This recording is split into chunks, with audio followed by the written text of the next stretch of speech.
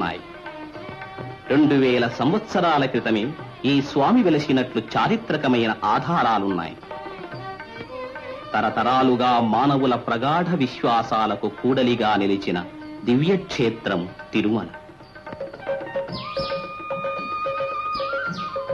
ప్రాచీన కాలంలో దుర్గమ అరణ్యాలతో నిండి ఉన్న తిరుమల ఈనాడు ఎంతో గమనయోగ్యంగా విలసిల్లింది.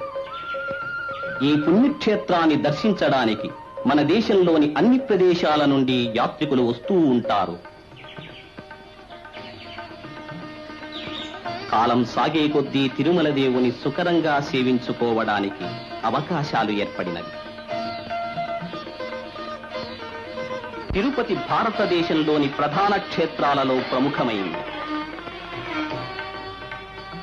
కొన్ని శతాబ్దాల క్రితం చిన్న చిన్న గుంపులుగా సాగే జనం ఇప్పుడు తండోపతండాలుగా